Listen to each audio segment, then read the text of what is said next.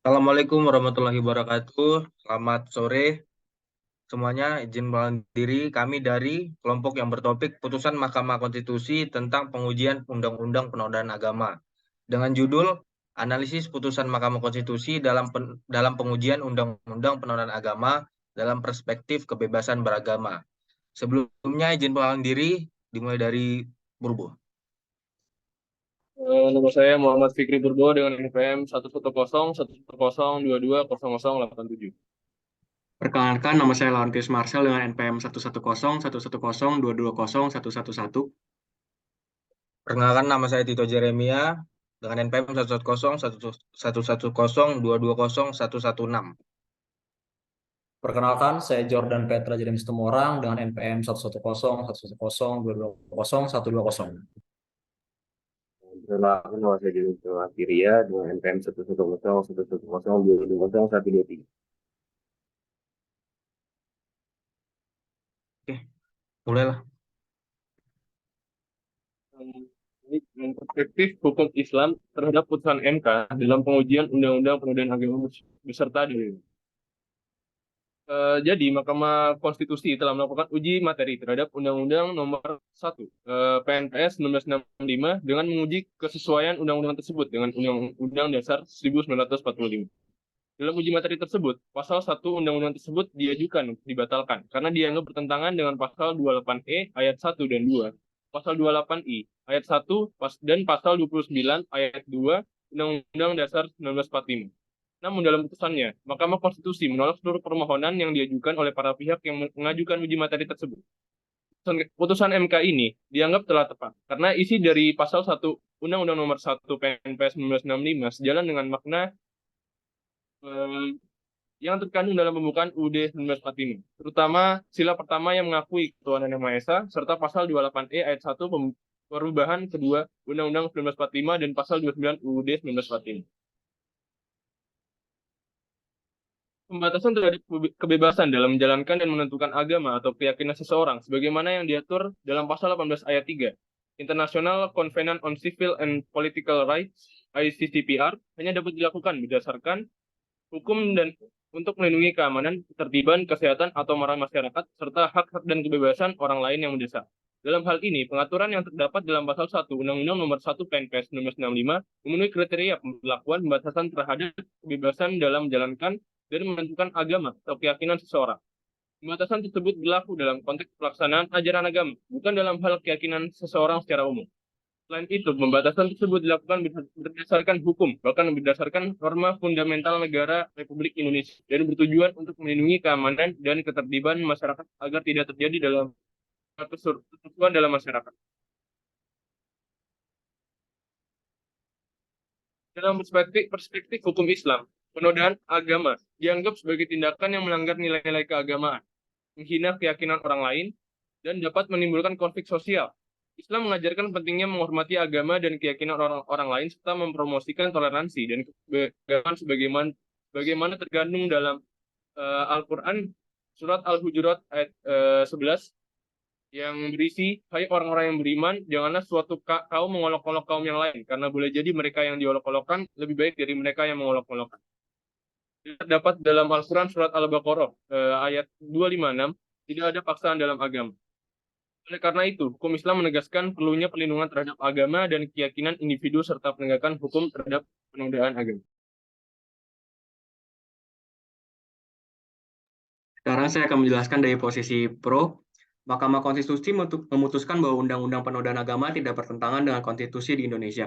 Putusan ini mengkonfirmasi bahwa keabsahan Undang-Undang Penodaan Agama yang telah menjadi kontroversi di Indonesia. Namun, Mahkamah Konstitusi juga menegaskan bahwa undang-undang tersebut tidak dapat disalahgunakan untuk menindas kebebasan beragama atau kebebasan berbicara. Dalam putusan tersebut, Mahkamah Konstitusi menyatakan bahwa kebebasan beragama yang diberikan kepada setiap manusia atau lapisan masyarakat bukanlah kebebasan yang bebas nilai dan kebebasan ansih atau ada tanpa bergantung pada kesadaran kita. Oleh karena itu, Undang-Undang Penodaan Agama harus diberlakukan untuk melindungi hak asasi manusia dan kebebasan beragama. Pemerintah harus berupaya mencapai perlindungan hak asasi manusia dan kebebasan berekspresi dengan perlindungan keyakinan beragama. Namun, itu juga harus dilakukan dengan hati-hati dan memastikan bahwa hak asasi manusia dan kebebasan berekspresi sudah dilindungi. Oleh karena itu, pemerintah dan masyarakat harus bekerja sama untuk memastikan bahwa undang-undang tersebut diterapkan secara adil dan objektif, tanpa diskriminasi terhadap kelompok tertentu. Perbedaan agama atau kemajemukan yang ada di Indonesia sudah menjadi hal yang kontroversi sejak dulu, dikarenakan sangat banyak perbedaan dari golongan masyarakat, terutama agama Islam di Indonesia yang sudah menjadi mayoritas. Pastinya akan banyak terjadi perselisihan agama yang terjadi nanti ya. Dengan adanya undang-undang penodaan agama ini, pastinya setiap masyarakat yang menganut agama-agama tertentu menjadi lebih waspada dan menjadi lebih terjaga lagi.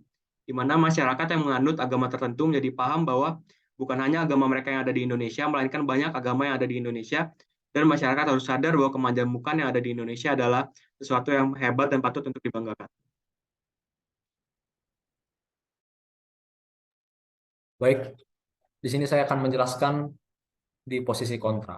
Keputusan yang diberikan oleh Mahkamah Konstitusi dinilai oleh penulis tidak tepat dikarenakan seolah-olah keputusan yang diberikan MK tidak membuat semata-mata penodaan agama tersebut akan semakin terminimalisir. Keputusan yang diambil oleh MK yang membuat DPR tidak perlu melakukan revisi lagi terhadap peraturan tersebut, padahal sudah seharusnya lah peraturan tersebut direvisi oleh DPR.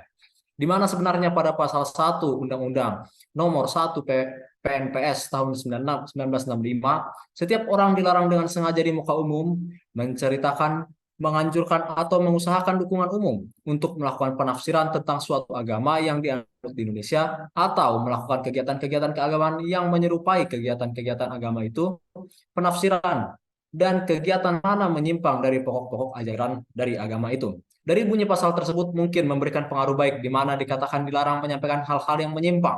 Akan tetapi bagaimana penentuan penyimpangan yang terjadi dalam penyampaian pendapat tersebut dijelaskan, bahkan terkadang hal yang tidak menyimpang bisa saja dianggap sebagai penyimpangan karena tidak adanya kejelasan dari penyimpangan dimaksud.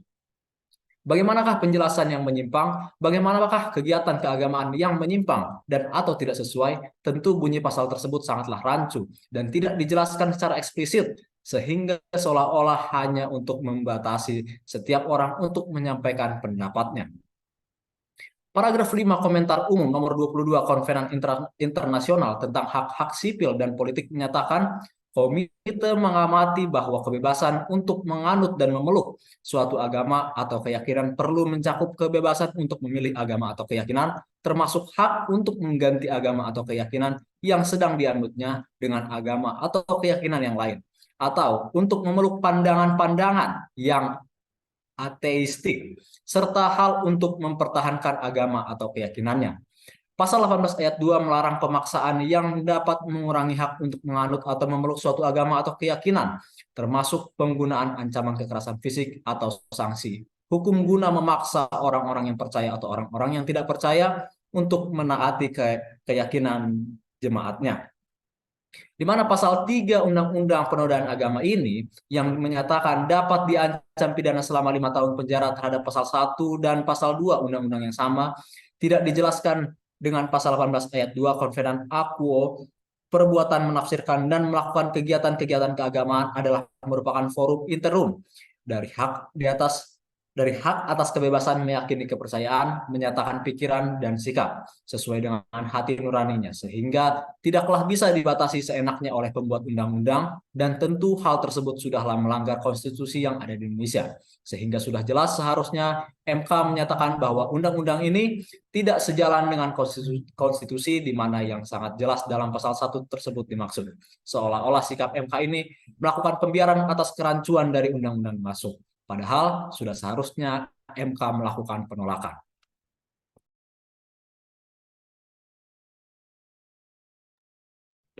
Selanjutnya di bagian kesimpulan, berdasarkan informasi yang diberikan, dapat disimpulkan bahwa pembukaan UUD 1945 menjadi landasan hukum utama bagi negara Republik Indonesia.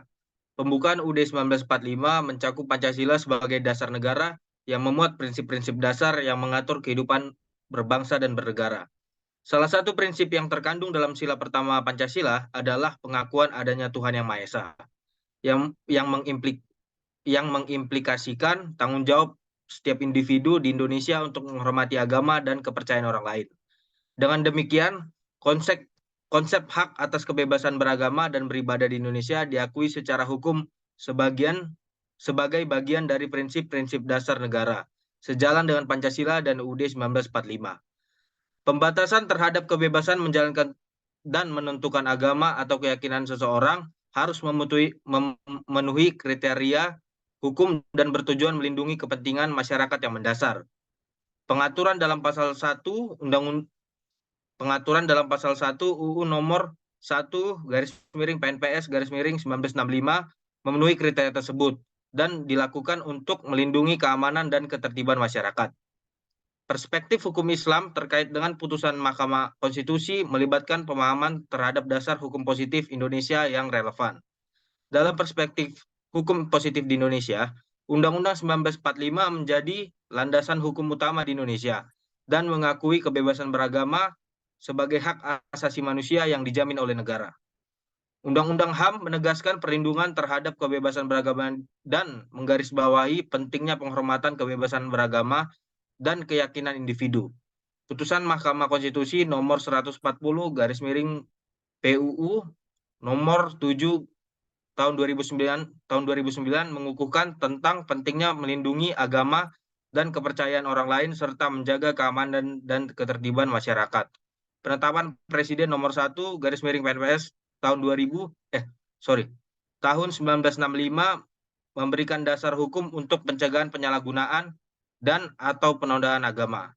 Perspektif hukum Islam sejalan dengan hukum positif Indonesia dalam menghormati agama dan keyakinan orang lain, sambil menjaga keamanan dan ketertiban masyarakat. Dalam implementasi putusan tersebut, pentingnya memastikan penegakan hukum terhadap penodaan agama dilakukan secara adil, objektif, dan proporsional, dan dengan memperhatikan prinsip keadilan dan kebebasan beragama. Mahkamah Konstitusi memutuskan bahwa Undang-Undang Penodaan Agama di Indonesia tidak bertentangan dengan Konstitusi di Indonesia. Putusan tersebut mengkonfirmasi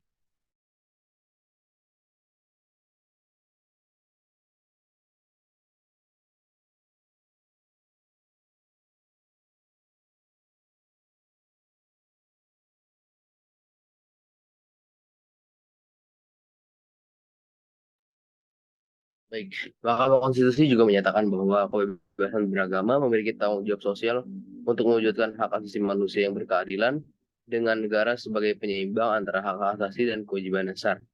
Dan di undang-undang ini juga tidak membedakan kemajemukan agama atau keberagaman agama di Indonesia, melainkan memberikan perlindungan yang sama kepada semua penganut agama serta pengakuan dari negara.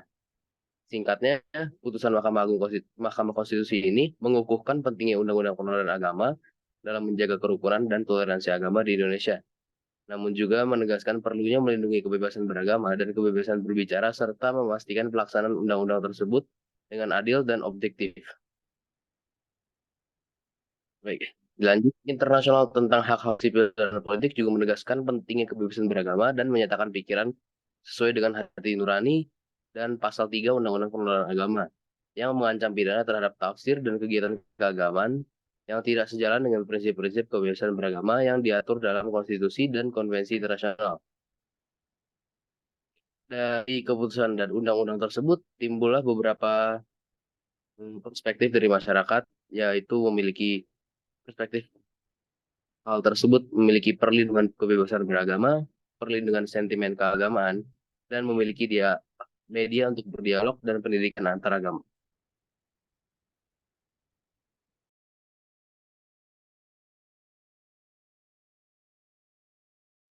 Oke, sekian pemaparan kami. Kesalahan dan kekurangan kata mohon dimaafkan. Assalamualaikum warahmatullahi wabarakatuh. Selamat sore. Terima kasih semua.